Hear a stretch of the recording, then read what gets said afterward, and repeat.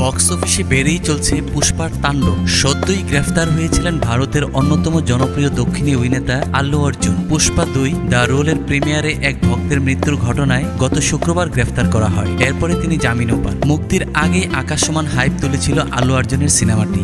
মুক্তির পর বক্স অফিসে দেখা যাচ্ছে সেই দৃশ্য। একের পর এক রেকর্ড ভেঙে চুরমার করে নতুন দিগন্তে ছুটছে আল্লু অর্জুনের পুষ্পা 2। মুক্তির মাত্র 11 দিনেই বিশ্বব্যাপী স্পর্শ করেছে 1200 কোটি টাকার মাইলফলক। ভারতেও সিনেমাটির আয় গিয়ে দাঁড়ালো 900 কোটির দ্বারপ্রান্তে। বাণিজ্যিক ওয়েবসাইট সেকলিংকের রিপোর্ট অনুসারে পুষ্পা 2 দ্য রোল ভারতীয় বক্স অফিসে 850 কোটি টাকা আয় ছাড়িয়েছে। চলতি সপ্তাহে ভারতীয় বক্স অফিসে 1000 কোটির মাইলফলক স্পর্শ করবে বলে ধারণা করা হচ্ছে। রিপোর্ট অনুসারে মুক্তির 10ম দিন শনিবার ভারতে পুষ্পা 2 আয় করেছে 63 কোটি টাকা। এর আগে 9ম দিনে আয় করেছিল 36 কোটি টাকা। কিন্তু আল্লু অর্জুনের গ্রেফতারের বিতর্কে একদিনে আয় দ্বিগুণে পৌঁছায় সিনেমাটির।